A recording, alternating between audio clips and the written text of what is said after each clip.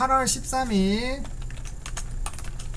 장 마감 시황 한번 시작을 해보겠습니다. 오늘도 내용이 많으니까. 자, 코스피부터 좀 정리를 해보겠습니다. 현재 코스피가 3218선에서 마무리를 하려고 하고 있고요. 거래대금 어떻게 바뀌는지 좀 볼게요. 그리고 코스닥 정규장이 같은 경우도 종료됐습니다. 이제 813포인트로 마무리가 될 것 같고, 전일 대비했을 때는 플러스 0.82% 상승 마감하려고 하고 있습니다. 그러니까 우리가 어제 조금 걱정했었던 CPI 데이터가 잘 나왔고, 거기에 따라서 미국 증시가 올랐고 또 반도체 중심으로 오르니 오늘은 일단 뭐 지수 자체는 좀 편안하게 좀 시작을 했던 것 같고요. 그 다음에 일단 야간 선물에서 힌트를 많이 줬던 것 같아요. 이 야간 선물에서 플러스 0.86%의 상승으로 이제 시작을 했기 때문에 자연스럽게 이제 오늘 뭐 장전 시장에서 3210선 뭐 이 정도에서는 시작을 하지 않겠느냐 뭐 이런 얘기들을 했었는데, 결과적으로는 이제 잘 올라서 마무리가 됐고요. 근데 여전히 좀 상승 종목수와 하락 종목수를 보면 뭔가 그렇게 막 쏠려 있는 느낌은 아니에요. 그러니까 뭔가 이제 프로그램 비차익도 들어오고 그 다음에 이제 외국인 현물도 많이 들어오고 했지만, 결과적으로는 뭔가 어떤 좀 상위 종목에서 일부 요런 쪽들이 좀 많이 수급을 가져가고 나머지 전반적으로 막 다 오른 그런 느낌은 아니에요. 그래서 만약에 이제 이 지수에 대한 플레이를 하시거나 또 매매를 하신 분들 같은 경우는 뭔가 이제 잘 맞췄으면은 되게 재미를 많이 보는 그런 상황이었을 거고, 그게 아니라고 한다면 에이 뭐야 약간 이런 느낌이라고 보시면 될 것 같습니다. 자, 그렇게 보시면 될 것 같아요. 자, 그래서 이제 수급은 조금 이따가 한번 살펴보도록 하고요. 그 다음 거래대금을 볼게요. 거래대금 자체가 지금 10조 정도로 마무리가 된 것 같습니다. 최근에 거래대금이 그렇게까지 크게 늘지는 않아요. 그래서 이게 이제 지면신문을 보시면 뭐 채권이라든지 아니면 RP 아니면은 MMF 이런 쪽으로 많이 빠져 있거든요. 그럼 이 자금들이 다시 돌아오는지를 봐야 될 것 같아요. 그럼 그러려면 어떤 트리거가 있어야 되잖아요. 그래서 이게 트리거가 있어야 되는데, 그게 이제 정책으로 나올지 아니면 실적으로 나올지 아니면 기타 다른 걸로 나올지를 한번 체크를 해봐야 될 것 같습니다. 그리고 제가 어제 예상을 했었던 것처럼 이게 콜옵션 풋옵션 이틀 연달아 날렸잖아요. 그러니까 내일이 이제 옵션 만기니까 옵션 만기 전에 이틀 동안 그냥 콜로 보내버렸어요. 그래서 콜이 완전히 좀 이겨버렸고, 거기에 따른 현물에 대한 매수, 그 다음 선물의 매수가 좀 강했다. 그리고 마지막에 외국인 수매수가 쫙 들어오면서 지수 올린 거 보면은 이거는 뭐 이제 보지 않아도 하이닉스나 뭐 삼성이나 이런 종목군들의 일부 수급이 좀 쏠리지 않았을까라는 생각이 좀 듭니다. 그리고 우리가 주목을 해봐야 되는 거는 이 원달러 환율이에요. 원달러 환율이 이렇게 1381원까지 뚝 하고 떨어졌어요. 그러니까 이제 우리가 고민하는 건 1300원대 후반 1390원대 위로 올라가는 거는 뭐 관세에 대한 문제가 있다거나 아니면은 매크로적인 부분에서 변수가 생겨서 이제 강달러 효과가 나왔을 때 우리나라의 이런 좀 원화 가치가 떨어지는 그런 상황들이 발생을 하는 건데, 금리나 시그널들이 높아지니까 달러가 좀 약해졌죠. 달러가 좀 약해지고 거기에 따라서 약간의 이제 원화의 약세 흐름이 좀 만들어진 것 같아요. 요건 좀 특이점이라고 보시면 될 것 같고, 그 다음에 니케이가 계속적으로 좀 고공행진을 하고 있습니다. 그래서 니케이 같은 경우는 이제 실적 플러스 정부 정책 플러스로 가는 거니까, 우리나라 같은 경우도 이제 정부 정책에서 좀 더 턴어라운드를 해주면 이 글로벌 증시 분위기에 따라서 같이 좀 상승이 나올 수 있지 않을까라고 보여집니다. 그래서 그 내용을 조금 기억을 해보시면 좋을 것 같고, 뭐 금은 이제 관세를 매기지 않는다 라는 부분에서 조금은 쉬어가는 흐름이었던 것 같아요. 자, 그래서 일단 한번 요거 이제 본격적으로 시장에 들어가기 전에 우리가 어떤 것들을 조금 고민을 해볼 거냐면 이거예요. 이제 CPI에 대한 우려가 좀 일부 해소가 됐죠. 그러면은 지금 시장의 이제 흐름들은 결국엔 금리 인하를 기준으로 해서 움직임이 나올 거예요. 그럼 그렇게 쳤을 때 과연 우리는 어떤 산업군들을 좀 관심 있게 봐야 되느냐.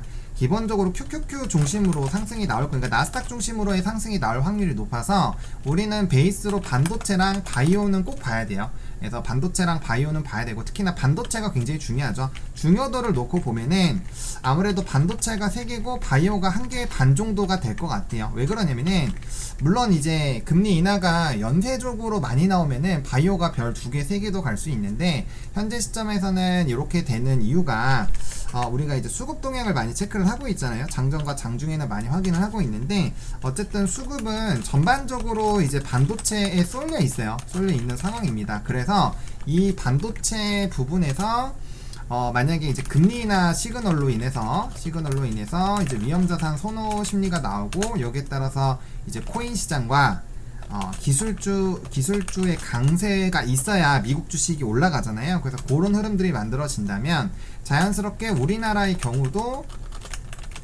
삼성과 SK 하이닉스 쪽으로 수급이 쏠릴 거고, 그럼 반도체 소부장이 오늘처럼 따라올 거고요. 그러면 이제 반도체가 전반적으로 상승하면서 지수를 견인하는 약간 요런 버텨주는 요런 흐름으로 될 것 같아요. 그래서 머릿속에 일단은 우리가 지수 자체가 더 많이 오르려면은 결과적으로 반도체 랠리가 유지가 되어야 되고, 외국계 수급 동향이나 최근에 이제 7월달 8월달 수급 동향을 보면 결국엔 삼성과 하이닉스 쪽으로 많이 쏠리고 있으니, 그런 내용을 종합적으로 정리해 봤을 때는 반도체가 무너지면 안 되는구나를 베이스로 깔고 있어야 되는 거예요. 그러면 지금 시점에서는 제가 뭐 예전부터도 뭐 삼성전자 이런 얘기를 드리긴 했었지만, 결론적으로 얘기 드리면 지금도 여전히 포지션의 일부는 반도체를 갖고 있는 게 좀 유리하기는 하는 거죠. 그래서 만약에 국장에서 내가 그러한 포지션을 갖기 싫다라고 한다면 요건 이제 미국 시장이랑 엮어가지고 그런 포트를 좀 짜놓으시면은 제가 봤을 때는 나쁘진 않을 것 같아요. 그래서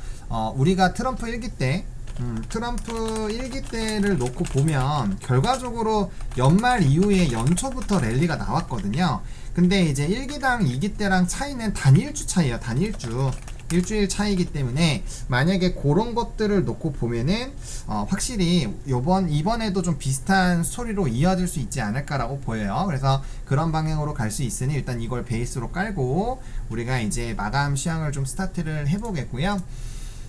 그리고 아까 수급을 우리가 보지 않아서 수급 부분만 한번 체크를 해보겠습니다. 자, 수급을 보시면 제가 아까 삼성이나 하이닉스 쪽으로 쏠리고 있다라고 얘기 드렸는데 결국에는 하이닉스 쪽으로 많이 쏠렸네요. 그래서 하이닉스 같은 경우는 우리가 중요하게 말씀을 드렸던 목선 부분으로 좀 돌파가 된 거고, 그리고 이제 하이닉스가 일단 강했다라는 건 결국엔 HBM 쪽에서의 프리미엄이 붙는다라는 방향으로 보는 게 맞겠죠. 그리고 단기적으로 또 많이 눌리기도 했으니까 기술적으로는 이제 짝꿍댕이 뚫어서 올라가는 부분이거든요.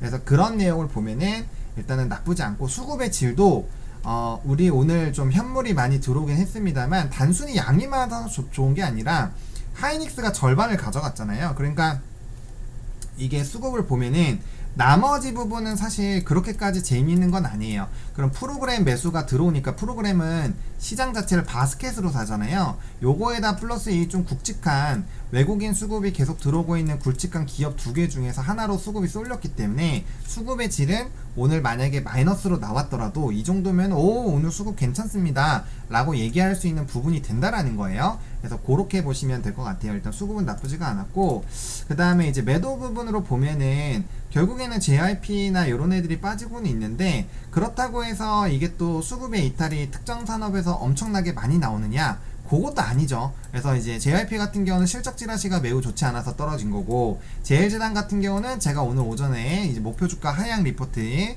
요거 이제 CJ제일제당과 이마트가 많이 나왔다라고 좀 소개를 드렸죠. 그래서 그런 것들에서 좀 수급적인 부분에 이탈이 있었다라고 보시면 될 것 같아요. 그래서 그런 느낌으로 보시면 될 것 같고, 그리고 이제 기관의 이탈 같은 경우도 뭐 사실 엄청나게 많이 나왔다고 보기가 어려워요. 그래서 지금도 이제 특정한 종목이나 산업이나 이런 거에서 뭔가 힌트를 찾기는 좀 쉽지 않을 것 같고, 또 이제 이 기관 같은 경우는 오늘 요 보시면 코덱스 레버리지 코스닥 150 레버리지를 샀잖아요. 결과적으로 지수를 땡기는 행위를 했다라는 거죠. 그래서 이거는 옵션 만기를 앞둔 상황에서 지수를 땡기고 또 CPI 데이터가 좋게 나왔으니까 오늘은 기본적으로 누구나 다 롱 포지션을 생각을 하고 있을 거잖아요. 그러니까 거기다 때려 박은 거예요. 그렇게 보시면 됩니다. 그래서 오늘은 지수와 연관되어 있는 게 기관으로 많이 쏠렸기 때문에 이런 프로그램 매수나 이런 것들은 그냥 지수 자체를 올리는 방향으로 진행이 되었다라고 보시면 될 것 같습니다. 자, 그렇게 일단은 한번 한 꼭지 딱 정리 드리면은, 오늘은 그래도 대충 뭐 요 정도로 좀 진행이 됐구나, 정도는 좀 되시지 않았을까라는 생각이 듭니다. 자, 그렇게 해보시면 될 것 같고, 자, 그 다음에 이제 제가 준비해온 자료들을 좀 볼게요. 자, 토스는 끄겠습니다. 현대건설 66,850원 5%. 네. 오늘 건설들 왜 하락했는지 모르겠어요. 뇌물 때문이라면 좀 더 봐도 될지? HDC는 다 지지선 다 깨진 것 같아. 손절했어요. 집은 빠른 손절로 익절이라 다행이지만 찌라시 무섭네요. 네, 원디아이님 이거 이따가 브리핑 다 하고 투네이션 후원은 제가 마지막에 좀 한번 정리를 한 번에 총정리를 해드릴게요. 자, 그렇게 말씀을 좀 드리면 될 것 같고, 자 이제 제가 오늘 정리해온 좀 자료들을 보겠습니다. 오늘 장 요약은 어제처럼 막 엄청 컴팩트하지는 않아요. 그래서 좀 정리를 해보면 CPI에 대한 우려가 일단 해소가 됐죠. 중요한 거는 이 CPI 데이터에서 나왔던 그 세부 내용이 상품, 그러니까 결국엔 물건에 반영이 되는지 안 되는지가 요번엔 좀 핵심이었는데, 다행스럽게도 그게 반영이 안 됐어요. 이게 왜 그거를 주목을 하게 됐냐면, 이제 이 CPI 데이터를 발표 전에 여러 가지 세부 데이터들이 나오잖아요. 예를 들면은 그 뭐 ISM 제조업 지수라든지 뭐 이런 기타 뭐 S&P 글로벌에서 나오는 제조업 지수도 있고요. 이런 것들을 봤을 때 전반적으로 다 관세에 대한 영향이 있다고 나왔거든요. 있다고 나왔고, 중요한 거는 물건에 대한 가격 지수가 다 상승을 했어요. 이러니까 이거 데이터들을 봤을 때 이게 물가가 좀 반영이 되겠거니 라고 생각을 했는데, 다행스럽게 또 이게 오픈이 되었을 때는 그렇게 되지 않았죠. 그리고 이제 뭐 항공이라든지 의료라든지 이런 것들이 올라갔는데, 결과적으로 의료는 어쩔 수 없이 진행이 되는 거고, 또 항공 같은 경우는 성수기가 있었으니까 서비스 쪽에 대한 상승이니 이거는 아직 관세가 반영되긴 좀 어렵다, 약간 요런 안도감이 있었던 것 같아요. 그래서 만약에 다음번 8월 달에 이제 다음번에 나오는 8월 데이터가 만약에 이제 관세의 영향이 없다라고 나오면, 그때부터는 엄청난 좋은 시장이 만들어질 수도 있어요. 왜냐면 좀 사실 이상하긴 하죠. 왜 관세가 발생을 하고 분명 기업들은 일부 타격을 받고 있는데 왜 CPI 데이터에서는 안 움직일까? 요거 일단 생각을 해봐야 되는 거고, 그 다음에 왜 다른 지표들과 이게 엇갈리는지 봐야 돼요. 근데 저는 사실 CPI 데이터는 그렇게 좀 신뢰도를 높게 보고 있진 않아요. 왜냐면 데이터를 이전에도 좀 만지는 흐름들이 있었고, 그 다음에 트럼프 대통령 자체도 그거를 계속적으로 얘기를 하고 있기 때문에 저는 사실은 그렇게까지 신뢰를 하지 않습니다. 대신에 여러 가지 복합적인 부분에 대한 지표들을 해석을 해보면 CPI에 대한 우려가 사실은 충분히 있는 게 맞는 거고, 그 다음에 지금 뭐 시장에서 갑자기 뭐 50bp 뭐 인하한다 이런 얘기 나오는데 이건 대도 않는 소리예요. 왜냐면은 자, 한번 생각을 해보세요. 지금은 안 나왔는데 만약에 금리 인하를 때렸어요. 금리 인하 때렸는데 관세에 대한 부분이 이게 이연돼 갖고 물가 상승으로 반영돼서 막 물가가 올라가요. 그럼 인하한 거 다시 되돌릴 거예요. 이렇게 하면은 완전 패닉이에요. 그래서 그거는 말이 안 되는 소리고, 조금 데이터를 굉장히 신중하게 볼 것 같아요. 왜냐면 이거 방향성을 잡아버리면 증시는 엄청 환호하면서 달리기 시작을 할 거고, 그 후폭풍이 매우 잡기가 힘들 거거든요. 그래서 제가 봤을 때 50pp는 아직은 아닌 것 같고, 그 다음에 나머지 부분을 좀 보시면 될 것 같아요. 그리고 하보너의 주식 이야기 구독, 좋아요 부탁드려요.